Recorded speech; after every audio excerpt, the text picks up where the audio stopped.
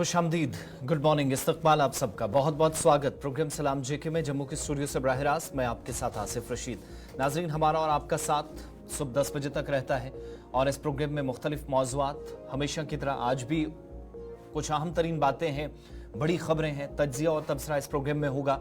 हमारे मेहमान इस प्रोग्राम का हिस्सा होंगे, न सिर्फ मनशियात के ताल्लुक से बल्कि आप लोगों के सवालात, आप लोगों की बात भी, जो एतराज़ात या आप अपना फीडबैक हम तक किसी न किसी तरीके से पहुंचाना चाहते हैं, अगर नहीं हो सकते तो एक कॉलिंग का सेगमेंट रहता है, वहां पर आप ज़रूर कांटेक्ट हमारे साथ करेंगे, इस प्रोग्राम का हिस्सा बनिएगा।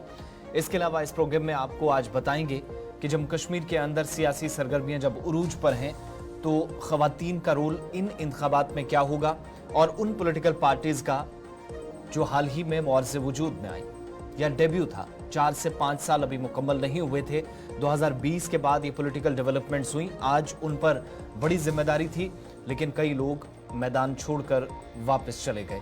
इस पर थोड़ी देर में आगे चलकर डिटेल्स आपको देंगे। मुख्तलिफ पॉलिटिकल पार्टियां इन दिनों आप सब जानते हैं और कुछ के अभी इसके बाद भी आप देखिएगा कि बीजेपी और कांग्रेस का मैनिफेस्टो आना है, लेकिन कुछ पार्टियों का मैनिफेस्टो आ चुका है, कुछ बड़े वादे किए गए हैं, उसमें अहम तरीन कुछ नुकात हैं। अवाम काफ़ी ज़्यादा इस पर तवज्जो दे रही है, काफ़ी ज़्यादा बात इस पर हो रही है। हम भी ज़रा खंगालने की कोशिश करेंगे कि क्या ये बातें या जो वादे किए जा रहे हैं हकीकत से कोई इनका लेना देना है या नहीं। इसका जवाब तलाशने की कोशिश करते हैं और आज के प्रोग्राम में आगे जैसे जैसे बढ़ेंगे तो पेंशनर्स के लिए भी बात होगी और मुख्तलिफ इलाकों के अंदर ख़राब मौसमी सूरत हाल ने नुकसान पहुँचाया है, उस ताल्लुक से बात होगी। भारत पाकिस्तान की बात होगी। कल प्रोग्राम में बताया था कि वज़ीर आज़म को दावतनामा पहुँच गया है, लेकिन भारत सरकार ने इस पर हाँ या ना में जवाब देना है, फैसला लेना है। फैसला क्या हुआ है और किस तरफ चीज़ें इस वक्त जा रही हैं, सारी डिटेल्स थोड़ी देर में प्रोग्राम का हिस्सा रहेंगी। मगर उससे पहले हिस्ट्री ऑफ द डे आपको बताएंगे। आज अगस्त का महीना ख़त्म हो रहा है, आखिरी तारीख है अंग्रेज़ी कैलेंडर के मुताबिक और ग्रेगोरियन कैलेंडर में आज के दिन यानी 31 अगस्त की अहमियत क्या है, बताएंगे ज़हूर। बहुत शुक्रिया आसिफ। तो नाज़रीन, प्रोग्राम की शुरुआत तय फॉर्मेट के हिसाब से हिस्ट्री ऑफ द डे के साथ करेंगे कि माजी में आज के दिन की अहमियत क्या है। आज अगस्त की आखिरी यानी 31 तारीख है, साल 2024 और शनिचरवार का दिन है, लेकिन माजी में कौमी और आलमी सतह पर आज के दिन क्या कुछ हुआ है एक एक करके वो आपके सामने रखेंगे। और आपको बता दें कि आज के दिन 31 अगस्त 1956 में यानी आज़ादी के 10 बरस बाद सदर जमहूरिया उस वक्त के डॉक्टर राजेंद्र प्रसाद ने रियासत नौ तश्कील बिल को मंजूरी दी। स्टेट रीऑर्गेनाइजेशन बिल जो है इसको मंजूरी दे दी गई थी। और आज के दिन 1968 में हिंदुस्तान में pure stage rounding rocket Rohini कामयाब तजुर्बा किया गया। दिफा के हवाले से ये अहम कामयाबी थी। और 1983 में हिंदुस्तान के इनसेट 1B का अमेरिकी खलाई गाड़ी चैलेंजर्स के जरिए खला में इसको भेजा गया। इसकी शुरुआत भी आज के दिन हुई थी 1983 में। और आज के दिन 2010 में हुकूमत हिंद ने पाकिस्तानी सैलाब मुतासरीन के लिए $25 मिलियन इमदाद दी। 2010 का सैलाब पाकिस्तान में जो अभी तक सैलाब आए हैं उनमें से एक बड़ा सैलाब माना जाता है, पूरा पाकिस्तान इससे मुतासर हुआ था, लेकिन हिंदुस्तान ने इमदाद की थी $25 मिलियन की। और फिर इसी साल 2010 में हिंदुस्तानी पार्लियामेंट ने न्यूक्लियर पब्लिक लाइबिलिटी बिल ये मंजूर हुई थी आज के दिन, ताकि जो न्यूक्लियर प्लांट में काम कर लोग हैं उनको अगर उनकी किस तरह से मौत हो जाती है उनको जल्द से जल्द इमदाद फराहम किया जाए। और 2010 में आज के दिन इराक में अमरीकी फौजी मुदाखलत बाज़ाब्ता तौर पर ख़त्म हुई। पाबंदी अमरीकी फौजों पर आयद की गई थी और ये भी आज के दिन हुआ था। 1920 में आज के दिन अमरीकी शहर डेट्रॉइट में पहली बार रेडियो पर खबरें नश्र की गई। ये शुरुआत आज के दिन हुई थी, इससे पहले अखबार आ गया था, अखबार से खबरें पढ़ी जाती थी, लेकिन रेडियो की शुरुआत आज के दिन हुई थी डेट्रॉइट के शहर में। और आज के दिन 1991 में उज़्बेकिस्तान और किर्गिज़स्तान ने सोवियत यूनियन से आज़ादी का ऐलान किया था। ये दोनों ममालिक आज यौम आज़ादी का दिन भी मना रहे हैं। और 1998 में शुमाली कोरिया ने जापान पर बैलिस्टिक मिसाइल दागा। इसकी शुरुआत भी आज के दिन हुई थी, जब शुमाली कोरिया की जानिब से ये जंग की शुरुआत हुई थी। जापान पर इन्होंने पहला बैलिस्टिक मिसाइल जो है वो दागा। और 1964 में आज के दिन कैलिफोर्निया अमेरिका की सबसे ज़्यादा आबादी वाली रियासत बन गई। आज के दिन बनी थी और आज तक का कैलिफोर्निया का ये रिकॉर्ड बरकरार है कि अमेरिका की सबसे ज़्यादा आबादी वाली ये रियासत है। और 1957 में आज के दिन मलेशिया ने बरतानिया से आज़ादी हासिल की। बरतानिया की हुकूमत खत्म हुई। हिंदुस्तान के आज़ादी के 10 वर्ष बाद ये हुआ था कि फिर मलेशिया ने भी बरतानिया से आज़ादी हासिल की थी। और 1881 में आज के दिन अमेरिका में पहली बार टेनिस चैंपियनशिप खेली गई। इसकी शुरुआत भी आज ही के दिन हुई थी, जब अमेरिका में पहली बार टेनिसशिप जो है इसका इनकाद हुआ था। ये चंद अहम वाक़ात थे माजी और आलमी और कौमी सतह के, एक एक करके हमने आपके सामने रखे। अंग्रेजी कैलेंडर के मुताबिक आज के दिन क्या कुछ हुआ है, लेकिन बात अब आज के दिन के हवाले से करेंगे। और सबसे पहले वज़ीर ख़ारिजा एस जयशंकर का बड़ा बयान जो इस वक्त सुर्खियों में है और बासु मुबासा उस पर हो रहा है, क्योंकि बड़ा बयान उन्होंने दिया है कि दो टूक अल्फाज में उन्होंने कहा कि पाकिस्तान के साथ अब बातचीत नहीं होगी, मुज़ाकरात नहीं होंगे। साथ ही साथ उन्होंने कहा कि जो भी पाकिस्तान इकदाम उठाएगा, कोई कदम उठाएगा, उसका भरपूर जवाब दिया जाएगा। उन्होंने ये साफ किया कि बातचीत का दौर अब पाकिस्तान के साथ ख़त्म हुआ है। हमने कई बार बात करने की कोशिश की, ताहम उसका मुस्बत रद्द-ए-अमल नहीं आया, जिसकी वजूहात और अब यहाँ पर हालात पहुँचे हैं कि अब बातचीत का जो दौर है वो ख़त्म है। ये बयान इसलिए भी अहम है क्योंकि ये बयान एक ऐसे वक्त में आया है जब पाकिस्तान एससीओ इजलास की सरबराही करने जा रहा है। 15 और 16 अक्टूबर को पाकिस्तान में एससीओ का इजलास होने वाला है और वज़ीर-ए-आज़म नरेंद्र मोदी को दावतनामा भेजा गया है। क्या वज़ीर-ए-आज़म उसमें जाएंगे या अपनी जगह किसी दूसरे को भेजेंगे, उस पर अभी तक कोई बयान सामने नहीं आया है, उस पर भी सस्पेंस बरकरार है। लेकिन इस बीच ये बड़ा बयान एस जयशंकर का, जिसमें उन्होंने ये साफ किया है कि पाकिस्तान के साथ मुज़ाकरत का दौर अब ख़त्म हुआ है। उन्होंने कहा कि कुछ ऐसे मसाइल होते हैं जो कभी हल नहीं होंगे। दफ़ा 370 की भी उन्होंने बात की और कहा कि दफ़ा 370 अब ख़त्म हो चुका है और पाकिस्तान के साथ बिला तातुल बातचीत का दौर भी ख़त्म हुआ है। उन्होंने कहा कि अगर कोई एक्शन होता है तो उसके सख्त नताइज भी होंगे। ये बयान वज़ीर ख़ारिजा की जानिब से जिसके दो मायने निकाले गए हैं। एक तो ये कि पाकिस्तान के साथ जो तसलसल के साथ या अनइंटरप्टेड जो डायलॉग्स का एक प्रोसेस चलता रहा माजी में, वो उस तसलसल के साथ बरकरार नहीं रखा जा सकता। नंबर 1, यानी चीज़ों से पर्दा हटा है कि यहाँ से अगर कोई तवक्को कर रहा है कि पाकिस्तान के साथ बराह रास्त मुज़ाकरात हों तो उसका जवाब ना में है। दूसरी बात कि मसला जो था वो 370 तक था, तो उससे आगे क्या तलाशने की कोशिश इस वक्त इस्लामाबाद से हो रही है। लेकिन एक बात की तरफ ज़रूर इशारा कर दिया कि अगर ज़रूरत पड़ी तो हो सकता है कि कहीं अगर मुज़ाकरात होते हैं उसके मुस्बत या मनफी नताइज हों, ये बाद की बात है, मगर मुज़ाकरात वहाँ किए जा सकते हैं। ये सूरत हाल का मुशाहिदा करने के बाद भारत सरकार को और मुतलका वजारतों को फैसला लेना होता है। लेकिन सबसे बड़ा मामला उनके मुताबिक आज के वक्त में जिन चीज़ों पर कभी तवज्जो नहीं दी गई, इस्लामाबाद पर बड़ी जिम्मेदारी थी। जो हमने टेररिज्म की बात की, दहशतगर्दी और इंतहा पसंदी की बात की, इस इकोसिस्टम को ख़त्म करने की बात की, लेकिन उसमें कोई मस्बत पेशरफ्त सरहद पार से नहीं हुई। कलीदी किरदार अदा करना पाकिस्तान की जिम्मेदारी था, लेकिन उसकी तरजीहात में नहीं था। इसके बाद पाकिस्तान के साथ मुज़ाकरात की कोई बात नहीं। चीन के मुतल्लिक भी सवाल पूछा गया, तो वहाँ पर भी उन्होंने जवाब में कहा कि आपके साथ जो हमसाया मालिक के साथ ताल्लुकात हैं, वहाँ पर भी कई मरतबा हम दो तरह की बातें करते हैं, लेकिन सूरत हाल बिल्कुल मुख्तलिफ होती हैं। चैलेंजेस चीन के साथ भी हैं। आज के वक्त में स्ट्रेटजिक एतबार से चीन के साथ ताल्लुकात बिल्कुल भी सही नहीं है। हमारी फॉरेन पॉलिसी जो उन्होंने कहा कि उस वक्त जब रिश्तों की बात दोनों ममालिक की होती थी, भारत और पाकिस्तान की या भारत और चीन की, तो ये मिसाल दी जाती थी दुनिया भर के अंदर। लेकिन इन दोनों हमसाया मालिक का जो किरदार था उस पर दोनों की जानिब से बार बार याद या तवज्जो दिलाने के बावजूद भी कोई मस्बत पहल या पेशरफ्त ना होने का नतीजा ये है। हम इस नतीजे पर पहुंचे हैं कि आप साग का समिट कर लीजिए, बिम्स्टेक का समिट कर लीजिएगा, आप एससीओ का इजलास बुला लीजिएगा, हर जगह बात अगर इन तमाम बड़े प्लेटफॉर्म्स पर दहशतगर्दी, इंतहा पसंदी के खात्मे पर हुई तो इस पर पेशरफ्त क्यों नहीं हुई। ये बयान 15 और 16 अक्टूबर की तरफ जो हम बढ़ रहे हैं एससीओ का इजलास, इस पर चूंकि भारत सरकार ने अभी फैसला लेना है कि आया वजारत खारजा, आला ओहदेदारान या खुद वज़ीर-ए-आज़म मोदी पाकिस्तान जाएंगे या नहीं।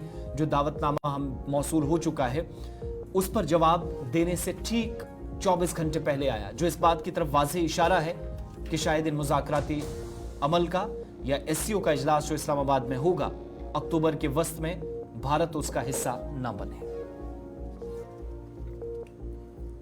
I think the era of uninterrupted dialogue with Pakistan is over. Actions have consequences. And insofar as Jammu and Kashmir is concerned, I think 370 is done. So the issue today is what kind of relationship can we possibly contemplate with Pakistan.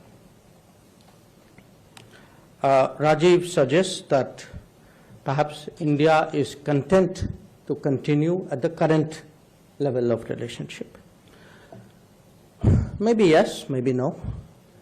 What I do want to say is we are not passive, and whether events take a positive or a negative direction. चलिए, वज़ीर ख़ारजा doctor S Jaishankar की बात आपके सामने। जम्मू कश्मीर की खबरों पर वापस आते हैं और सड़क हादसे के मुतल्लिक सबसे पहले आपको इतलात देते चलें। खित्ता चिनाब के अंदर आज सुबह एक हादसा पेश आया जिसमें एक हामिला खातून की मौत हो गई है, जबकि एक इसके साथ दूसरा शख्स जख्मी हुआ है। इतलात के मुताबिक असर से डूडा की तरफ ये गाड़ी जा रही थी और मलहोड़ी के मकाम पर डूडा और किश्तवाड़ पहुंचने से पहले ही ये गाड़ी हादसे का शिकार हुई, जिसमें एक खातून की मौत हुई। इस खातून की जो शनाख्त हुई है वो मुमताज़ा बेगम, वाइफ ऑफ अहमद, जो कि कनीज जेवर किश्तवाड़ की रहने वाली थी, और मोहसिन अहमद कंट सन ऑफ अब्दुल वाहिद कंट, जो तकरीबन 40 साल का शहरी बताया जा रहा है, सलाम कनीज जेवर किश्तवाड़ का है। ये दोनों इसमें थे और खातून मुमताज़ा बेगम की मौत हो चुकी है। हमारे नुमाइंदे के मुताबिक असर से गाड़ी डोडा किश्तवाड़ की तरफ जा रही थी, यानी किश्तवाड़ पहुंचना था, लेकिन उससे पहले ही गाड़ी नंबर JK02AN 15161516 गाड़ी का नंबर था, मारुति ऑल्टो कार, जो मलहोड़ी खिलेनी के मकाम पर पहुंचती है, ड्राइवर के काबू से बाहर हुई। मोहसिन अहमद खुद गाड़ी को चला रहा था और ये झाड़ियों में नीचे जाकर गिरी, जिसके बाद मकामी लोगों की तरफ से यहां पर फौरी तौर पर कार्रवाई शुरू की गई। दोनों की बॉडीज निकाली, एक जख्मी हालत में इस वक्त अस्पताल पहुंचाया गया है। मोहसिन अहमद कंठ का अभी भी इतलात के मुताबिक खतरे से बाहर उनकी हालत है, इलाज इस वक्त जारी है। लेकिन दूसरी तरफ उनकी अहलिया मुमताज़ा बेगम इंतकाल कर गई हैं, हादसे में उनकी मौत हो गई है। ये दो बड़ी खबरें आपके सामने शुरुआत में हैं। यहाँ से आगे बढ़ेंगे और बात मौसम की। मुख्तलिफ इलाकों के अंदर कल के प्रोग्राम में भी हमने आपको बताया था कि प्रेडिक्शंस जो हैं महकमा मौसमियात की, उसके मुताबिक काफ़ी ज़्यादा एहतियात बरतने की ज़रूरत है। और अभी ये सब कुछ बातें हो ही रही थी कि बहुत सारे इलाकों में नुकसान की भी खबरें सामने आने लगी, और पिछले 24 घंटों के दौरान बहुत सारे इलाकों में हल्की बर्फबारी, जो बालाई इलाकों के अंदर, जिसकी तस्दीक कल के प्रोग्राम में भी हुई थी, और आज जाकर इतला थी कि मूसलाधार बारिशों ने और तशवीशनाक मौसमी सूरत हाल ने बहुत सारे इलाकों में जानी नुकसान भी पहुंचाया है। माल मवेशी का नुकसान हुआ है, दिल्ली के एक ट्रैकर की जान गई है, और इतलात के मुताबिक एक चरवाहा भी अभी तक मारा जा चुका है। ये सारी तफसीलात इस वक्त शुमाली कश्मीर बल्कि वस्ती कश्मीर से सामने आ रही हैं। सोनमर्ग का जो पहाड़ी सिलसिला है, जहां पर लोग धूप में भी जाते हैं माल मवेशी को लेकर, इसके अलावा ट्रैकर्स भी जाते हैं। 2 दर्जन के करीब घोड़े, भेड़ बकरियां और मवेशी हलाक होने की तस्दीक हुई है। आज दिन भर भी मौसम खराब रह सकता है, इस तरह की तस्दीक महकमा मौसमियात कर रहा है। और अभी तक की मौसूला इतलात के मुताबिक सोनमर्ग के इस पहाड़ी सिलसिले में, जहां पर गांदरबल के रास्ते से दिल्ली का एक ट्रैकर जो गंगबल ट्रैक से होते हुए अपनी मंजिल की तरफ जा रहा था, वो रास्ते में ऑक्सीजन की कमी की वजह से दम तोड़ बैठा। मौसमी हालात ऐसे हैं, इतलात हमारे पास जो हैं पिछले 3 रोज से बगैर किसी वक्फे के बारिशें जारी हैं, और मुख्तलिफ अजला के अंदर भी इन खदशात के बीच इंतजामिया एडवाइजरीज जारी कर रही है। पहले बारामूला से एडवाइजरी सामने आई, अब पुलवामा इंतजामिया ने भी वेदर एडवाइजरी जारी करते हुए शहरियों से कहा है कि वो एहतियात बरतें, नदी नालों के आसपास ना जाएं, या उन मकामात पर जहां बादल फटने के वाकयात का डर है, या फिर इसके अलावा सतह आब में अचानक इजाफा नुकसान पहुंचा सकता है। घोड़े, बैल, बकरियां, मुतद्दिद इलाकों में नुकसान हुए, इस तरह की इतलात है। और अधवादी का एरिया है, हमारी जानकारी के मुताबिक यहाँ पर भी नुकसान काफ़ी ज़्यादा हुआ है। इसी तरीके से पिछले 24 घंटों के दौरान मुगल रोड पर भी पत्थर गिरे, बीच में सड़क बंद करनी पड़ी, यहाँ पर भी एक मुसाफिर की मौत हो गई और एक शहरी जख्मी हुआ। लेकिन जो अफसोसनाक खबर है कि 3 दिन से खराब मौसमी सूरत हाल ने सोनामर्ग और आसपास के इलाकों में जबरदस्त नुकसान पहुंचाया है। जीशान मुश्ताक एक मेंबर रेस्क्यू टीम के, जिनकी जानिब से खबर रसाई इदारों को भी तस्दीक करते हुए उनने बताया है कि घरेज माउंटेन रेंज जो है वहां पर, इसके अलावा नाग वाले एरिया से, नाचनाई एरिया से, इन पूरे इलाकों के अंदर जहां ट्रैकर्स भी इन दिनों जा रहे थे और पहले से लोग मौजूद थे जिनने अब सरमा से कबल वापसी करनी थी, जो खाना बदोश थे, उनने नुकसान उठाया है। और जिस शख्स की मौत हुई है, हबीबुल्ला चौपान सन ऑफ मरहूम गुलाम अहमद, तकरीबन 60 साल इसकी उम्र बताई जाती है, जो एक चरवाहा है, इसकी मौत हुई है। ये मनीगाम के आसपास की तस्दीक इसकी हो पा रही है। इसके अलावा 44 साल रोहित पाल सन ऑफ जतिंद्र पाल, जो साउथ वेस्ट दिल्ली का रहने वाला है। 15 लोगों का एक ग्रुप जो कि ट्रैकिंग पर विशानसर पहुंचा था और आसपास के खूबसूरत मनाजिर को भी ये देखने और मुशाहिदा करने ज़रूर पहुंचे थे, लेकिन रोहित का सफ़र ये आखिरी साबित हुआ है। ज़रा इस पर मज़ीद तफसीलात लेंगे। हमारे साथ कश्मीर ब्यूरो मोहम्मद सलीम वानी इस वक्त ज्वाइन किए हुए हैं। सलीम, क्या मज़ीद डिटेल्स हैं? 3 दिनों के दौरान काफ़ी ज़्यादा नुकसान और गुज़श्ता 24 घंटों में इतलात मौसूल हो रही है कि ज़्यादा नुकसान हुआ है। मुख्तलिफ इलाकों में ट्रैकर्स ने भी नुकसान उठाया, खाना बदोश भी काफ़ी ज़्यादा नुकसान से दुचार हुए हैं।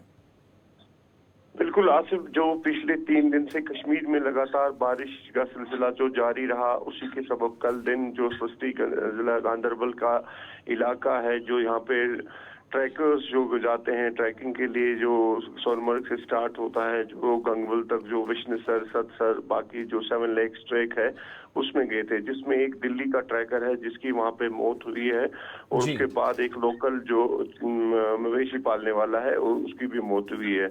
उसके बाद जो नुकसान हुआ, एक रविल नार है जो बहक होती है इन मवेशी पालने जो भेड़ बकरियां जो होती है, उनको एक बेचारे को वहां पे ऊपर जो रविल नार है सोनमर्ग से नीचे 20 किलोमीटर कुंड के इलाके में ऊपर जो है कि 50 से 55 भेड़ जो उसके थे, उसके उनकी मौत हुई है।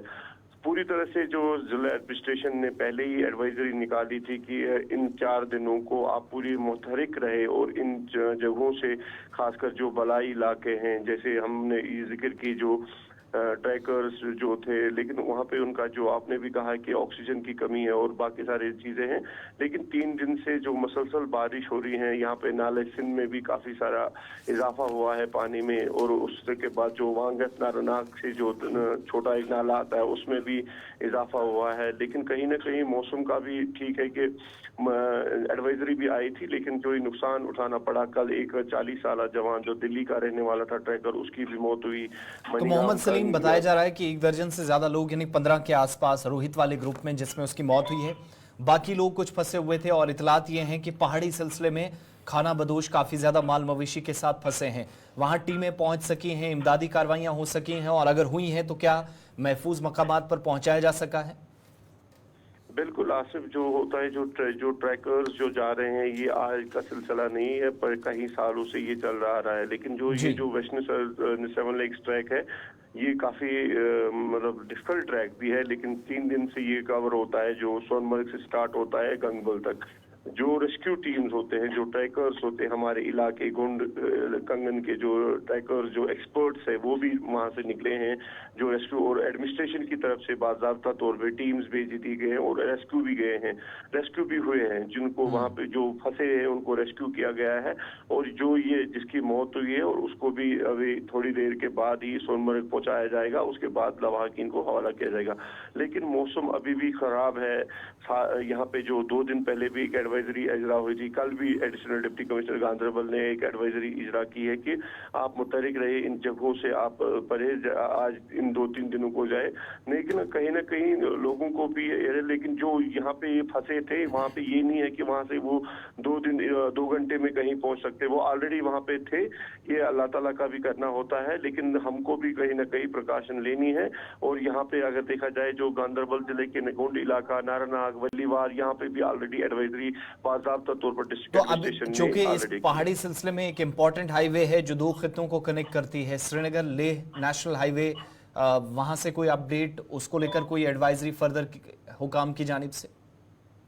देखो आसिफ, जो श्रीनगर ले हाईवे जिसको ऑलरेडी PRO जो मॉनिटर करती है, जब भी कोई जोजिला का इसका एक पास होता है जहाँ पे भी लैंडस्लाइड आने का खतरा है या बाकी चीजों का आने स्टोन्स गिरने का खतरा है, बड़े बड़े जो पत्थर ऊपर से गिरते हैं, अभी तक जो एडवाइजरी कोई नहीं आई, लेकिन PRO पूरी तरह से मॉनिटर करता है। जब भी कोई लैंडस्लाइड आता है या रोड का कुछ बंद होने का होता है तो ऊपर से ट्रैफिक रूरल डिपार्टमेंट। सलीम, ये जो एक ट्रैकर की मौत वाक़ा हुई है, दिल्ली का ये रहने वाला था, तो क्या जिस तरह से पहले ही मौसम खराब था तो किस तरह इनको इजाजत मिली ट्रैकिंग के लिए अगर पहले ही मौसम खराब था?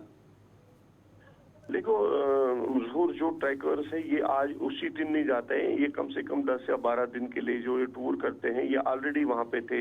या कहीं ना कहीं ऐसा भी हो सकता है कि जब एक दिन ट्रैकर निकलते हैं तो इनको ये 4 दिन का ट्रैक होता है, 3 से 4 दिन लगते हैं इस ट्रैक को कवर करने में। इनको ये भी नहीं पता था कि मौसम इतना खराब हो सकता है। या तो ऐसा है कि सेम डे, अगर आपको पता है एडवाइजरी, या तो ऐसा भी पार्ट होता है कि एडवाइजरी जब निकलती है या तो उनको रोकना चाहिए या तो वहां से सोनमर्ग से ही रोकना चाहिए कि अगर आप एडवाइजरी निकालते हो उसके साथ साथ आपको वहां पे इम्प्लीमेंट करने की भी जरूरत है। लेकिन जो ट्रैकर्स वहां पे ऑलरेडी बैठे हैं, जो क्योंकि ये रात भर विष्णु सर सत्सर में रात नाइट होल्ड स्टे रखते हैं, उसके बाद ये गंगवल पहुंचते हैं।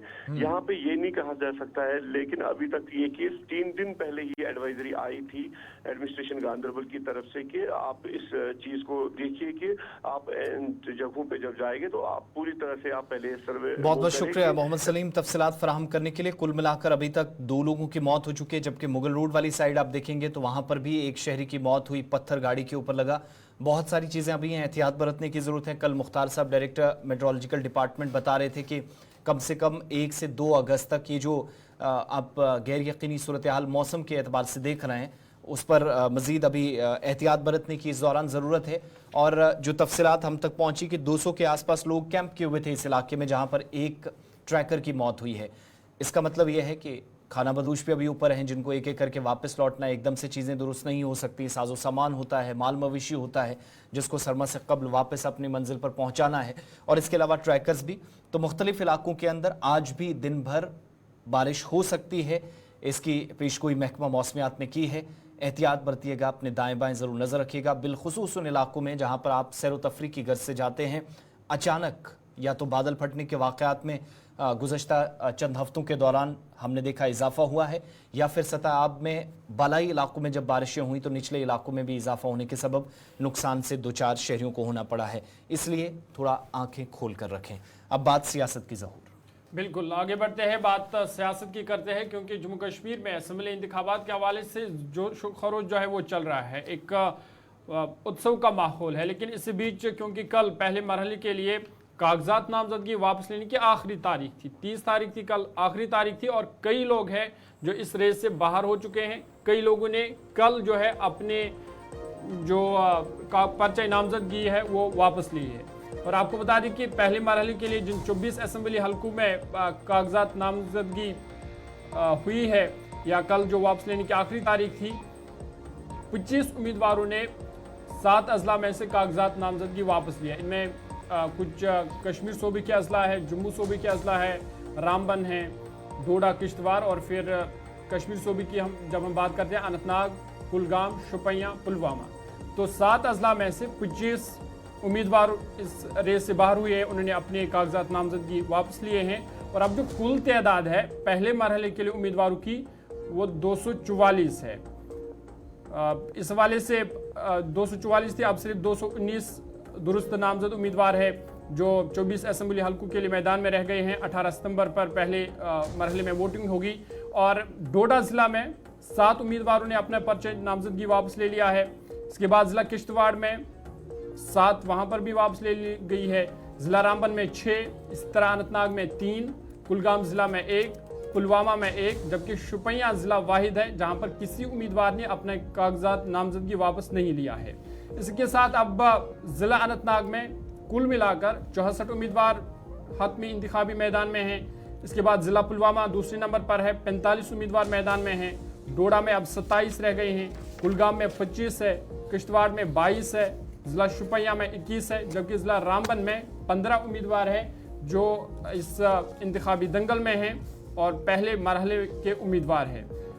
वहीं जब हम उम्मीदवारों की बात करते हैं कि कौन से ऐसे उम्मीदवार है या किन पार्टियों से इनका ताल्लुक है, तो आपको बता दें कि 4 उम्मीदवार डीपीएपी डेमोक्रेटिक प्रोग्रेसिव आज़ाद पार्टी के 4 उम्मीदवार हैं जिन्होंने अपने कागजात नामजदगी वापस ली है।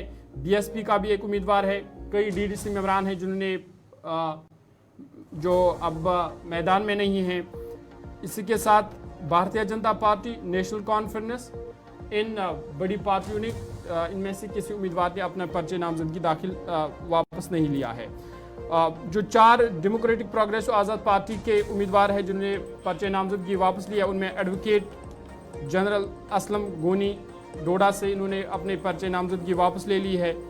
बीएसपी का एक कैंडिडेट है और भी कई आज़ाद उम्मीदवार कह लीजिए। चलिए इस पर मजीद बात करते हैं। वसीम भी हमारे साथ ज्वाइन किए हुए हैं इस वक्त डोडा से।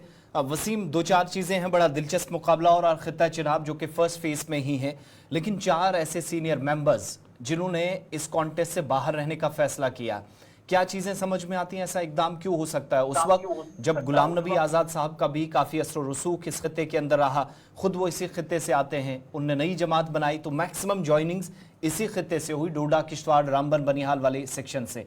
आज बड़े नाम, बड़े चेहरे जो गुलाम नबी आज़ाद साहब के साथ रहे पार्टी बनने के बाद, अब जाकर उन्होंने यहाँ आज जब पहला ही इम्तिहान आया तो उससे पांव पीछे खींच लिए हैं। नाम सामने निकल के आए हैं, उसमें असलम गोनी जो भद्रवा के रहने वाले, यानी कि 53 जो कॉन्स्टिट्यूंसी है, एक बड़ा चेहरा था, मगर अभी तक लोगों को ये समझ नहीं आ रहा है कि क्यों उन्होंने ये फैसला ले लिया। साथ साथ मैं आपको बताना चाहूंगा, अगर हम जिला डोडा के हवाले से बात करें, 52 जो कॉन्स्टिट्यूंसी यानी कि अब्दुल मजीद वानी साहब जहां से लड़ेंगे, डेमोक्रेटिक प्रोग्रेसिव आज़ाद पार्टी की हम बात करें, तो वहां से अभी तक जो सोर्सेस हमारे बता रहे हैं कि उनको भी वहां पे मुश्किल हो सकता है, क्योंकि खालिद नजीब सोहरावर्दी एक बड़ा चेहरा है, साथ साथ में गजेंद्र सिंह राणा वो भी एक बड़ा चेहरा है, क्योंकि आज की अगर हम बात करें तो ये बताया जाता है कि भाजपा दोनों सीटों से यहाँ से अपनी जीत हासिल करेगी, क्योंकि लोगों का जो रद्द अमल हम ले रहे हैं, लोगों से जब हम बातचीत कर रहे हैं तो लोगों का ये मानना है कि जिस तरह से पिछले टाइम में डेवलपमेंट हुई है, यानी कि भाजपा के टाइम में जो डेवलपमेंट हुई है, अभी तक हम भाजपा की डेवलपमेंट को लेकर बात कर रहे हैं। जहां तक हम गुलाम नबी आज़ाद साहब की बात करें, उनकी पार्टी छोड़ने के बाद हमने देखा कि यहाँ पे जो उनके काफी करीबी लोग थे, उनने भी पार्टी को अलविदा कहा और कांग्रेस पार्टी में ही वो जुड़े रहे। चाहे हम भद्रवा की बात करें, जिला डोडा की बात करें, तो ये बताना मुश्किल होगा कि अगर जो असलम गोनी साहब है उन्होंने क्यों पार्टी को अलविदा कहा। और जहाँ पे गुलाम नबी आज़ाद साहब का एक स्टेटमेंट भी सामने आया है जिसमें उन्होंने बताया कि मेरी तबीयत ठीक नहीं है, मैं यहाँ पे नहीं आ सकता हूँ कैंपेनिंग के लिए। तो इसके साथ कई सारी वजूहत हैं, ये जानना भी जरूरी होगा और आज हम कोशिश करेंगे इस पे अब्दुल मजीद अच्छा वानी वसीम, जो है, ये जो उम्मीदवार जिन्होंने वापस लिया है, चूंकि अब इसका मतलब ये माने कि direct fight national conference Congress alliance और बीजेपी के दरमियान है, नंबर 1। नंबर 2 कि ये जो लोग पीछे हट रहे हैं, इन्होंने किसी दूसरे के, किसी ने इत्तेहाद के साथ, किसी ने बीजेपी के साथ, किसी की हिमायत का भी ऐलान किया है या अभी खामोशी है? यहाँ पे अगर हम बात करें 52 जो कॉन्स्टिट्यूंसी है, यहाँ पे मुकाबला डेमोक्रेटिक प्रोग्रेसिव आज़ाद पार्टी का भी होगा, क्योंकि बड़ा कदावार नेता एक तरफ से है, साथ साथ में भाजपा का भी एक कदावार नेता है और नेशनल कॉन्फ्रेंस के सीनियर लीडर खालिद नजीब सोहरावर्दी जो जम्मू कश्मीर के होम मिनिस्टर भी रह चुके हैं, MLC भी रह चुके हैं। तो ये एक बड़ा मुकाबला होगा। और जहाँ पे आपने कल भी देखा था, नॉमिनेशन फॉर्म जो एक शख्स ने वापस लिया था, एडवोकेट आसिम हाशमी ने, जिनने सपोर्ट किया था कि जो वहां पे एक यानी कि कांग्रेस पार्टी का कैंडिडेट है, यानी कि अलायंस वाले कैंडिडेट को वहां पे उन्होंने सपोर्ट किया और बताया कि अभी के जो हालात हैं वो सही नहीं, मैं उस चीज को सपोर्ट कर रहा हूं। तो ये कल को गहमा गहमी देखने को मिली। और खास करके इलेक्शंस के हवाले से हम बात करें, बहुत सारे लोग आजाद पार्टी को जिला डोडा के अंदर भी आज की डेट में भी ज्वाइन कर रहे हैं, जो हम देख रहे हैं बड़े पैमाने पे लोग आ रहे हैं। लगभग काल भी हमने देखा कुछ सरपंच आए, साथ साथ में उनके साथ कुछ लोग भी आए, लेडीज भी आई। तो ये चीजें आज जमीनी सतह पे देखने को मिल रही है। तो इस वक्त इलेक्शन में कमान कौन संभाल रहा है? देखिए, अगर मैं जिला डोडा के हवाले से बात करूं, अभी तक जो बताया जाता है कि आजाद पार्टी के जो कैंडिडेट है वो जमीनी सतह पे इस वक्त काफी ज्यादा मजबूत हैं, क्योंकि हर इलाके के अंदर जा रहे हैं। और भाजपा के लिए यानी कि 51 जो कॉन्स्टिट्यूंसी है, 53 जो कॉन्स्टिट्यूंसी है वेस्ट की, वहां से हम देख रहे हैं कि शक्तिराज परिहार भी काफी मजबूत कैंडिडेट है, क्योंकि वहां पे हम देख रहे हैं कि एक तो कांग्रेस के आपस में, कांग्रेस और बीजेपी की वहां पे गैप देखने को मिल सकती है। बहुत बहुत शुक्रिया क्योंकि वसीम बाकी तफसीलात independent फराहम candidate- करने के लिए। कुल मिलाकर आप देखिएगा तो ये जो नॉमिनेशंस थी वो 279 थी, 35 के उनमें से रिजेक्शन हुई और 244 बचे, उनमें से 25 वापस। तो 219 उम्मीदवारों की किस्मत का फैसला फर्स्ट फेज में 23 लाख से ज़्यादा वोटर्स करेंगे। इनमें 11 लाख के आसपास खवातीन भी हैं और इससे प्लस वोटर्स जो मर्द हजरात हैं वो बनते हैं। और साउथ कश्मीर के 4 अजला और इधर जम्मू प्रोविंस के अंदर चिनाब वैली के अंदर आप देखिएगा तो ये 219 उम्मीदवार हैं। लेकिन अफसोस की बात है कि इन 219 उम्मीदवारों में खवातीन महज 9 है, 210 मर्द उम्मीदवार हैं। इस खबर पर भी ज़रा तफसीलात आपको दें और उसके बाद एक और अहम तरीन मौजू की तरफ जाएंगे। खवातीन की जो शराकत है वो काफ़ी कम देखने को मिल रही है, पर्टिकुलरली उस सूबे के अंदर जहाँ से तवक्को ज़्यादा की जा रही थी कि शायद चिनाब वैली से या सदर्न बेल्ट से ज़्यादा आएँ। और इन 9 में नेशनल कॉन्फ्रेंस की 2 खवातीन सकीना इतू और जो किश्तवाड़ पाडर नागसैनी से सुनील शर्मा के सामने डीडीसी चेयरपर्सन पूजा ठाकुर को मैदान में उतारा गया है। इसके अलावा सेकंड फेज में क्या है उस पर भी बाद में हम जाएंगे। लेकिन 9 खवातीन में 18 सितंबर को जिनको वोट पड़ेंगे, इनमें जिन जिन उम्मीदवारों को आप देखेंगे इस बार, तो डेजी रैना है रिपब्लिकन पार्टी ऑफ इंडिया से, यानी जो पार्टी आप सब जानते हैं कि रामदास अथावले की पार्टी है। राजपुरा पुलवामा से उनको मैदान में उतारा गया। गुलशन अख्तर आज़ाद उम्मीदवार की हैसियत से अनंतनाग वेस्ट से हैं। इल्तिजा मुफ्ती बिजबिहाड़ा श्रीगुफ्फारा कॉन्स्टिट्यूंसी से होंगी। और पीपल्स डेमोक्रेटिक पार्टी की टिकट पर उनके अलावा खुद इल्तिजा मुफ्ती जो इस बार डेब्यू कर रही हैं, अफरोज़ा बानू हैं आज़ाद उम्मीदवार की हैसियत से कुलगाम से। सकीना मसूद इत्तू जो कि दमहाल हाजीपुरा कॉन्स्टिट्यूंसी से हैं नेशनल कॉन्फ्रेंस की। इसके अलावा जम्मू सूबे से मीनाक्षी भगत हैं, बहुजन समाज पार्टी से इनको टिकट मिला है बदरवा से। मीनाक्षी कालरा है आज़ाद उम्मीदवार डोडा वेस्ट से। पूजा ठाकुर जैसे मैंने शुरुआत में कहा पाडर नागसैनी से ये नेशनल कॉन्फ्रेंस के टिकट पर लड़ रही हैं। शगुन परिहार डेब्यू कर रही हैं किश्तवाड़ से बीजेपी के टिकट पर। और ये वो 9 खवातीन हैं जो आपको फर्स्ट फेज में नजर आएंगी।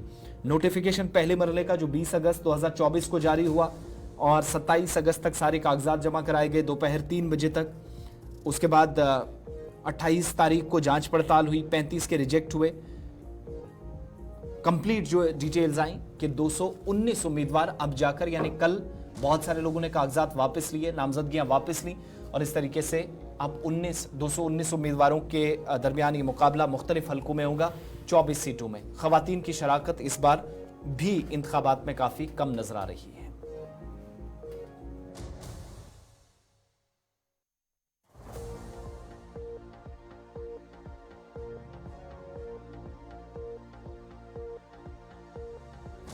इंतखाबात की हो रही है तो बात ज़रा उस मंशूर की करेंगे जो मुख्तलिफ पार्टियों ने अवाम के सामने रखे हैं। और सवाल ये कि क्या ये मंशूर प्रैक्टिकल में हो सकता है, क्या अमली जामा इसको पहनाया जा सकता है जब वो हुकूमत में आए। इसको इस पर आज बात करेंगे और बात बिजली के हवाले से करेंगे, क्योंकि बिजली के हवाले से जो मुख्तलिफ पार्टियाँ हैं, चाहे वो नेशनल कॉन्फ्रेंस हो, जम्मू कश्मीर अपनी पार्टी हो, पीपल्स डेमोक्रेटिक पार्टी हो, जो उनने मंशूर में शामिल किया है कि 200, 300 या 500 यूनिट जो है वो मुफ्त में हम देंगे, क्या प्रैक्टिकल में ये ऐसा हो सकता है। और तमाम जमातें जो है वो मुफ्त बिजली फराहम करने का वादा कर रही है, लेकिन जो माहिरीन हैं उनका कहना है कि सरकारी खजाने को इससे 1000 रुपये का नुकसान हो सकता है। अगर मुफ्त में लोगों को बिजली दी जाएगी 300, 500, 200 यूनिट, तो इससे सरकारी खजाने को 1000 करोड़ रुपए का नुकसान हो सकता है। तो ऐसे में ये जो वादे किए जाते हैं, क्या ये सच साबित हो सकते हैं, प्रैक्टिकली ये मुमकिन है, इस पर आज हम बातचीत करेंगे। और सबसे पहले जो मौजू हमने उठाया वो बिजली का है, क्योंकि बिजली से इस वक्त भी जम्मू कश्मीर के लोग दो चार हैं, कई के इलाकों में अभी भी बिजली के हवाले से लोग परेशान हैं। लेकिन अब जो ये वादे किए जाते हैं, क्या ये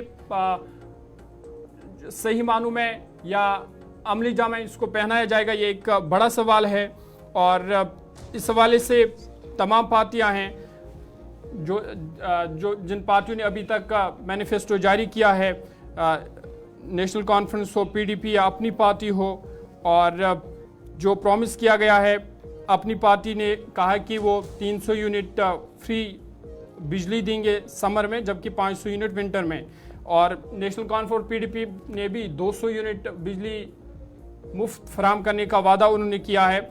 और ये जो हम देख रहे हैं, ये अगर दीगर रियासतों की भी बात करें तो वहाँ पर भी जब इंतखाबात आ रहे हैं तो ये मुद्दे जो हैं ये अक्सर इन पर बातचीत होती है, लोगों के सामने ये रखे जाते हैं। खासकर बिजली के हवाले से पंजाब दिल्ली की जब हम बात करते तो वहाँ पे भी जब इंतखाबात हुए थे, चाहे असेंबली या लोकसभा इंतखाबात, तो वहाँ पर भी ये मुद्दे चर्चा में रहे कि मुफ्त बिजली दी जाएगी।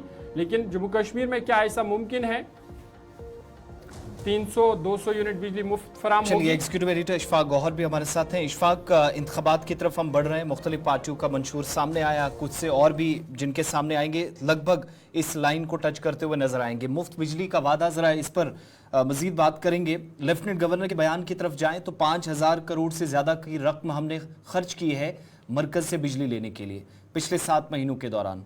उससे पहले दिसंबर में एक रिपोर्ट आती है कि रोजाना बुनियादों पर हमें जितनी बिजली ज़रूरत है हम उसका आधा भी बड़ी मुश्किल से उसकी पैदावार हो रही है या इस्तेमाल कर पा रहे हैं।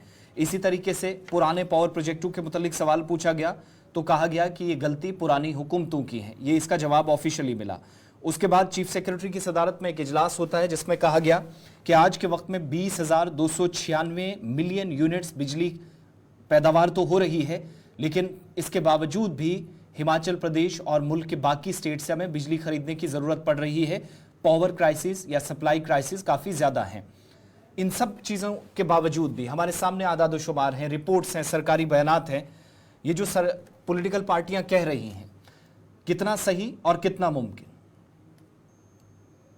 देखिए, पॉलिटिकल पार्टियां करने पे आए तो बहुत कुछ कर सकती हैं, लेकिन जब आप फाइनेंशियल स्टेबिलिटी स्टेट गवर्नमेंट की देखते हैं, खजाने की देखते हैं कि हमारा खजाना कितना वजन बर्दाश्त कर सकता है, और जिस महकमे को हम ये कह रहे हैं कि 300 यूनिट, 400 यूनिट, 500 यूनिट, इवन कि बीजेपी का जब आएगा तो आप देखेंगे सरप्रास्टली वो 700-800 यूनिट तक की बात कर रहे हैं। तो क्या ये मुमकिन है? क्या ये हो सकता है? क्या ये ख्वाब शर्मंदे ताबीर हो सकता है? तो दो तरह की बातें हमारे सामने हैं। जब हम अक्रॉस द स्टेट देखेंगे, स्टेट से बाहर चल के देखेंगे, तो हमारी पास में स्टेट पंजाब है जहां पर आम आदमी पार्टी ने हुकूमत बनाई है, और वहां पर इस तरीके का निज़ाम थोड़ा सा मुतमईन नजर आ रहा है क्योंकि लोगों को फ्री बिजली मिल रही है, जीरो बिल आ रहा है। फिर और आगे चलेंगे, अब जब आप हरियाणा की ओर आएंगे तो वहां पर आपको सूरत हाल कुछ अलग दिखेगी, वहां पर ये सूरत हाल है नहीं। फिर आगे चलेंगे तो दिल्ली आते आते इस सिचुएशन को आप कहीं ना कहीं देखते हैं कि ये कंप्लीटली एनफोर्स है और वहां पर फ्री बिजली का जो 100-200 यूनिट्स है वो मिल रहे हैं। लेकिन जब आप और आगे चलेंगे तो कुछ ऐसी स्टेट्स हैं जो कांग्रेस स्टेट्स ही रही हैं जिन्होंने इस मॉडल को अडॉप्ट करने की कोशिश की, बाद में उन्हें रिवोक करना पड़ा क्योंकि उनका मानना था कि ये सही तरीके से इंप्लीमेंट नहीं होता है और इसका खजाने आमरा पर सबसे ज्यादा नुकसान होता है। गहलोत हुकूमत ने इसको विड्रॉ कर लिया। फिर आप हिमाचल की हुकूमत को देखेंगे तो वहां पर भी इस तरीके का फैसला हुआ था, बाद में वो रिवोक करना पड़ा है। जब आप जम्मू कश्मीर के जाविये से देखते हैं तो जम्मू कश्मीर ऑलरेडी डेफिसिट में है, काफी कोशिशें की जा रही है ट्रांसमिशन एंड डिस्ट्रीब्यूशन लॉसेस को कम किया जाए, और जब आप देखते हैं कि 1000 करोड़ रुपए का इजाफी बोझ जो है वो स्टेट गवर्नमेंट पर पड़ेगा और वो कैसे मैनेज होगा, किन खजानों से मैनेज किया जाएगा, ये एक बड़ा सवाल है। और यही वजह है कि आजकल यहाँ जब वादी कश्मीर के अंदर जो सेफोलॉजिस्ट है या जो इकोनॉमिस्ट है या जो पावर मैनेजमेंट के साथ लोग जुड़े हुए थे, उनका मानना है कि शायद ये लेटर एंड स्पिरिट पॉसिबल ही नहीं हो सकता है कि आप इसको मिनो अन लगा सके। अलबत्ता इसमें एक ऑप्शन जरूर था कि हम ये कहते कि हम आपकी बिलों को आदा करेंगे, सस्ती बिजली फराहम करेंगे, वो कहीं ना कहीं मुमकिन हो सकता था। रादर ये कहना कि आप 300-400 यूनिट बिजली जो है वो फ्री देंगे। तो अब जब ये सर्कल्स में खबर आना शुरू हो गई है, जब इस पर गुफ्तगू यहाँ मुख्तलिफ चौकों चौराहों पर शुरू हो गई है, तो ऑब्वियस सी बात है कि पॉलिटिकल पार्टीज पर भी प्रेशर बढ़ेगा। और फिर फाइनेंस, जब हम अपनी स्टेट असेंबली की बात करते हैं, फाइनेंशियल ट्रांजैक्शन जितनी भी है वो लेफ्टिनेंट गवर्नर साहब ने कंकरेंस के बाद ही हो सकती है क्योंकि पुरानी स्टेट नहीं है, ये यूनियन टेरिटरी है विद डिफाइंड पावर्स है। तो ये किस तरीके से इंप्लीमेंट होगा, आज से ही इस पर बड़े सवाल उठना शुरू हो गए हैं। एक और चीज है, खुद डिपार्टमेंट मकरूज काफी ज्यादा है, कई बड़े इदारे हैं सरकार के जिन पर काफी ज्यादा पैसा भी बाकी है, जिनमें सिक्योरिटी एजेंसियां भी हैं और सरकारी रिपोर्ट्स के मुताबिक सिविल लाइन डिपार्टमेंट्स इसमें सरे फहरिस्त है। क्या नई हुकूमत कल को अगर कोई काम करती भी है, कोई पेशरफ्त होती है, तो पहला बड़ा चैलेंज यही होगा कि जो बाहर पैसा है पहले वो वापस लाइए, उसके बाद चीजें फाइनेंशियली आप थोड़ा स्टेबल होने की कोशिश करें, और उसके बाद दूसरा बड़ा मसला कि पावर प्रोजेक्ट्स वापस मुंतकली बात वो बड़ी लंबी बहस हो जाती है, लेकिन जो ऑलरेडी हमारे पास वसाइल हैं उनकी बहाली के लिए या उनको कम से कम स्टेबल रखा जा सके, जो चीजें हमारे पास हैं उनको दुरुस्त करना पहला और मेजर चैलेंज होगा नई हुकूमत के लिए। देखिए, अगर आप ये चाहते हैं कि जम्मू कश्मीर के अंदर सस्टेन बिजली हो और हमारे लोगों को सही तरीके से तकरीबन 10-11 घंटे बिजली मिल पाए, 12 घंटे बिजली मिल पाए कंटिन्यूसली बिला खलल के, तो उसमें बहुत ज़्यादा ज़रूरी ये है कि जो हमारे पन बिजली प्रोजेक्ट्स हैं, जो छोटे छोटे बन सकते हैं, जो हमारा पोटेंशियल है, उसको टैप करने की कोशिश करनी होगी। शायद किसी भी पॉलिटिकल पार्टी ने इस पर खुलकर बात नहीं की है कि हम क्या कुछ करेंगे। पुराने प्रोजेक्ट्स वापस आएंगे नहीं आएंगे एक लंबी बहस है ये, और इसमें काफी कुछ टेक्निकलिटीज है। अब किस गवर्नमेंट ने क्या कुछ किया, एमओयू साइन किया था, उसके बाद क्या कुछ हुआ है, एक बड़ी लड़ाई है वो।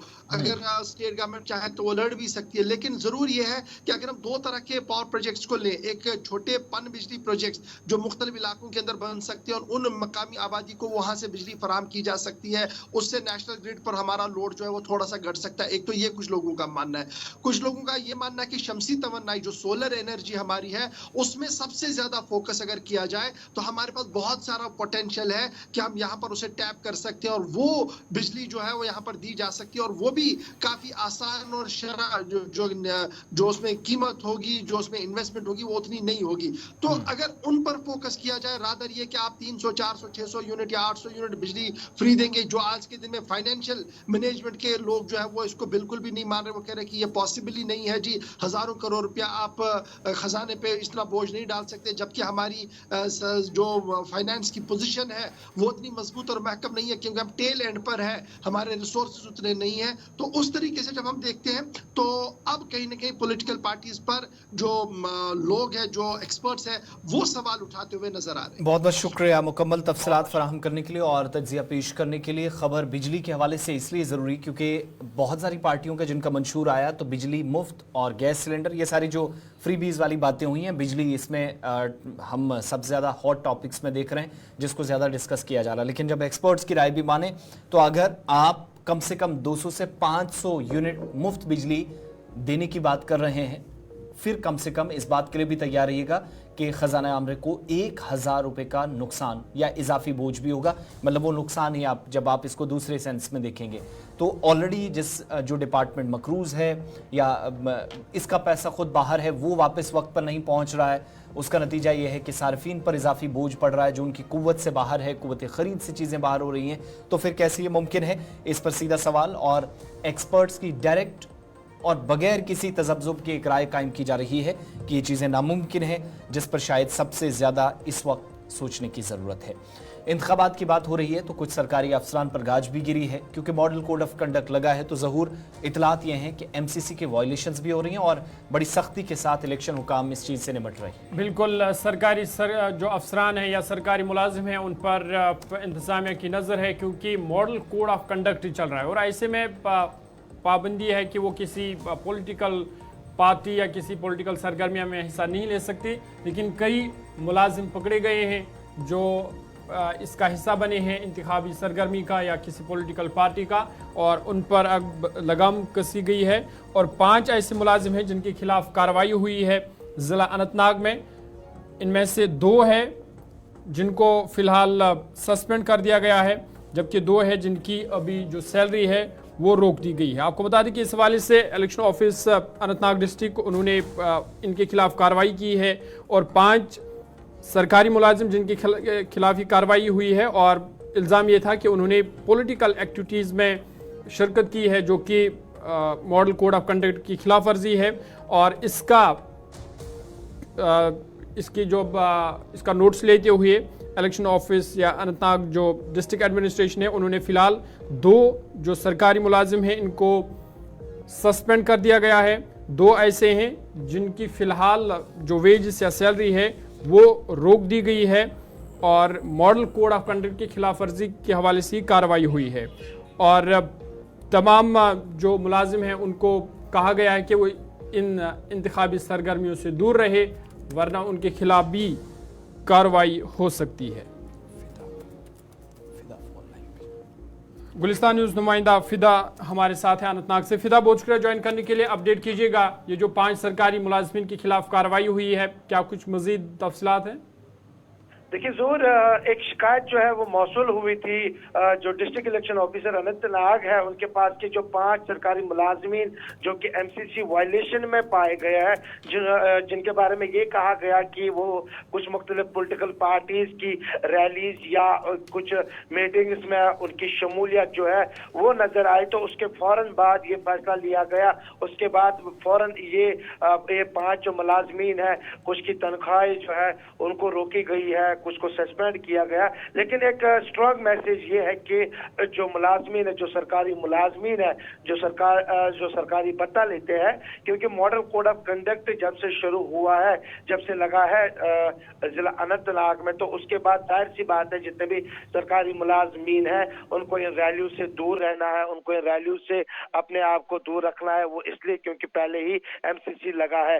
तो इससे साफ तौर पे ये नजर आता है कि जो इलेक्शन यहाँ प्रोसेस है, जो इलेक्शन प्रोसेस जारी है, और कुछ अब और भी रैलीज होने जा रही है, क्योंकि जिस तरह से दिन नजदीक आ रहे हैं तो यहाँ पे पॉलिटिकल पारा जो है वो भी बढ़ेगा। तो कहीं ना कहीं पे ये साफ मैसेज दी गई है डिस्ट्रिक्ट इलेक्शन ऑफिसर की तरफ से कि इसमें जो कोई भी मुलविस पाया जाएगा उनके खिलाफ कानूनी कार्रवाई जरूर होगी। तो उसमें ये 5 जो मुलाजमीन है, हालांकि इनके नाम अभी तक हमारे पास नहीं आए हैं, तो जब नाम आ जाएंगे तो उसका भी खुलासा होगा। लेकिन फिदा, ये किस महकमे से, इस हवाले से कोई जानकारी की किस महकमे से थे? जब देखिए जोर, ना तो महकमा के हवाले से बताया जा रहा है, ना ही इनके नाम जो है अभी तक हमारे पास आए हैं। जैसे कि हमने बता दिया आगाज में कि जब इनके नाम या किस महकमा से ताल्लुक रखते हैं वो हमारे पास आएगा तो जरूर हम उसको साझा करेंगे। चलिए, बहुत शुक्रिया तफसीलात फराहम करने के लिए। गुलिस्तान न्यूज़ नुमाइंदा फिदा हुसैन अनंतनाग से तफसीलात फराहम कर रहे थे और बता रहे थे कि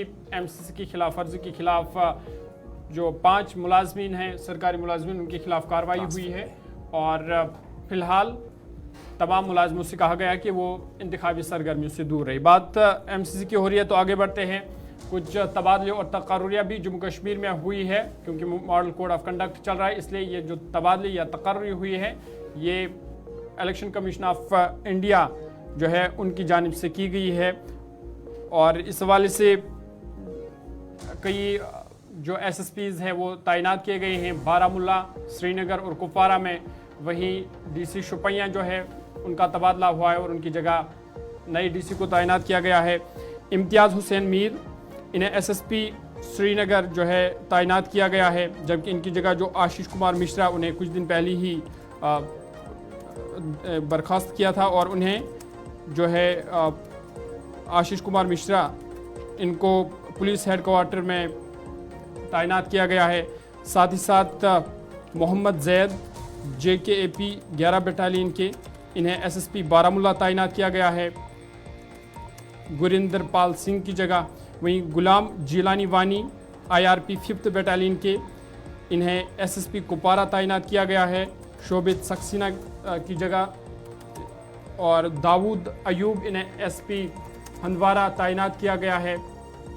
जबकि और एक अहम पेशरफ्त में फजलुल हसीब जो डिप्टी कमिश्नर शुपैया थे, उन्हें ट्रांसफ़र किया गया है और उन्हें managing director Jammu Kashmir tourism development corporation बना दिया गया है। वहीं उनकी जगह मोहम्मद शाहिद सलीम डार, इन्हें ज़िला तरक्याती कमिश्नर शुपैया जो है तैनात किया गया है। तो ये कुछ अहम तबादले और तकर्रियाँ जो गुज़िश्ता 24 घंटों के दौरान जम्मू कश्मीर में हुई है और इलेक्शन कमीशन ऑफ इंडिया की अप्रूवल की वजह से की बाद ही ये हुई है, जिनमें से कुल मिलाकर 9 अफसरान हैं जिनकी ट्रांसफ़र या तकर्रियाँ हुई है, जिनमें एक IAS, 2 IPS, 5 Jammu Kashmir police के और एक JKAS है। और आपको याद होगा कि 28 अगस्त को इस वाले से एक जब ट्रांसफ़र हुई थी, जिनमें बारामूला, कुपवारा और SP हंदवारा, बारामूला कुपवारा के SSPs इनकी ट्रांसफ़र हुई थी और उसके बाद कल जो है इन जगह अब नए SSPs को तैनात किया गया है। और जो तफसीलात भी हमने आपके सामने रखी। इसके अलावा नालिन प्रभात, इन्हें DG ऑपरेशन और सिक्योरिटी जब 30 सितंबर को, जब इससे पहले जो तकर्री हुई थी उसमें, लेकिन अब फिलहाल जो खाली जगह थी उनको पूरा किया गया है। और बारामूला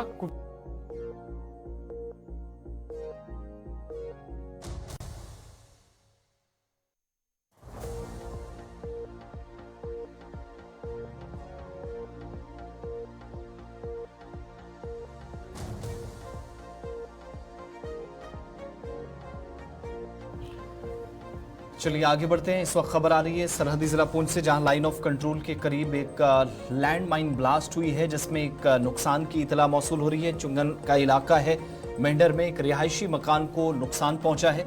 हादसे में कोई जानी नुकसान नहीं हुआ है अभी तक जो इतलात मौसूल हो रही हैं। और इलाके के अंदर पिछले दिनों भी इसी तरह का एक वाक़ा पेश आया है, जिसके बाद चूंकि मकामी सतह पर सिक्योरिटी एहलकार भी लोगों को इस हवाले से आगाह करते रहते हैं, लेकिन माइन ब्लास्ट की वजह से मेंढर के अंदर एक रिहायशी मकान को नुकसान पहुंचा। तस्वीर आपके सामने, किसी तरह का जानी नुकसान नहीं हुआ, लेकिन मकान का एक हिस्सा मुकम्मल तौर पर तबाह हुआ है। ताहिर अली काज़मी हमारे नुमाइंदे हमारे साथ हैं। ताहिर, क्या मज़ीद तफसीलात हैं? जी आसिफ, मैं आपको बता दूं कि लगातार बारिशों का मौसम चल रहा है, तो ये जो तस्वीरें देख रहे हैं आप अपनी स्क्रीन पे, ये एक मकान है, छुंगा पंचायत है, छुंगा पंचायत की वार्ड नंबर 1 चौधरी मोहल्ला है, जहां 200 मीटर ऊपर से एक जो है पहाड़ आया। पहाड़ जो है मकान के ऊपर गिरा। 3 मंजिला मकान जो था वो बिल्कुल तबाह हो गया। हालांकि ये बताया जा रहा है कि वहाँ किसी भी जानी नुकसान नहीं हुआ। अलबत्ता जब वहाँ के घर के मालिकों से हमारी बात हुई तो उनका ये कहना था कि हम जो है बच गए हैं, लेकिन अलबत्ता हमारा जो है लाखों का नुकसान हुआ है। जी आसिफ, ये माइन ब्लास्ट से पत्थर गिरा है? जी नहीं, ये माइन ब्लास्ट से पत्थर नहीं गिरा, ये बल्कि जो लगातार बारिशें हो रही हैं, बारिशों की वजह से एक बहुत बड़ी पहाड़ी जो थी, ये उसकी वजह से ये पत्थर जो है ये 300 मीटर से ऊपर से आया और सीधा मकान के छत के ऊपर गिरा, जो 3 मंजिला मकान था। और जहां से ये पत्थर नीचे गिरा वो पूरा मकान जो है वो तबाह हो गया है। और चलिए, बहुत बहुत शुक्रिया तफसीलात फराहम करने के लिए। लैंडस्लाइड हुई है, लेकिन माइन ब्लास्ट से ये पत्थर नहीं गिरे हैं, इस खबर की तरदीद भी की जा रही है। ज़रा खबर को दुरुस्त हम कर दें। पहले खबर आई थी कि माइन ब्लास्ट हुआ है, लेकिन अब जो कंफर्मेशन हो रही है कि चट्टान खिसकी है। और सोशल मीडिया पर तबसरा ये किया जा रहा था कि माइन ब्लास्ट की वजह से पत्थर उड़कर मकान पर लगा है, जो हमारे नुमाइंदे के मुताबिक ऐसा बिल्कुल भी नहीं है। जो डिटेल्स सामने आई हैं वो ये बता रही हैं कि बारिशों की वजह से लैंडस्लाइड ने इस इलाके के अंदर इस घर को नुकसान पहुँचाया है। अब यहाँ से आगे बढ़ेंगे और बात ज़रा उन अफराद की भी करेंगे जिनको लेकर वेरिफिकेशन का एक तवील प्रोसेस जम्मू कश्मीर इंतज़ामिया ने शुरू किया है, और ये हैं पेंशनर्स। यूनियन टेरिटरी के अंदर महकमा फाइनेंस की जानिब से या महकमा माल की जानिब, जो महकमा फाइनेंस है, डिपार्टमेंट है, उसने अब तक जो तस्दीक की है कि तकरीबन 60% से ज़्यादा ऐसे लोग अब तक हैं जिन लोगों की तस्दीक शुदा जो सर्टिफिकेट्स हैं वो उनको मौसूल हुई हैं, और रिकॉर्ड कम से कम बेहतर हो, जो तजादात हैं उनको ख़त्म किया जा सके, डेटा बेहतरीन हो, उसको लोगों के का जो डेटा है या पेंशनर्स का जो डेटा है वो सरकार के सामने एकदम दुरुस्त रहे। और एक नहीं, जब 6 महीने के बाद दूसरी वेरिफिकेशन की ज़रूरत पड़ेगी तो तब ज़्यादा चक्कर सरकारी दफातर लगाने के न पड़े, इसको भी ज़रूरत समझा जाता है।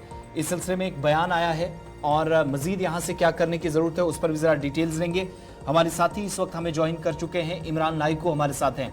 इमरान, सरकारी बयान के ज़रिए ये तो बताया गया कि 60% से ज़्यादा लोगों की रिजर्वेशन कर दी गई, लेकिन जो लोग बाकी हैं, अगर किसी को कोई मुश्किल आ रही है, कुछ लोगों को अभी रिस्पॉन्स डिपार्टमेंट से नहीं मिला है कागजात मुकम्मल करने के बावजूद भी, तो क्या डिटेल्स उस हवाले से हैं?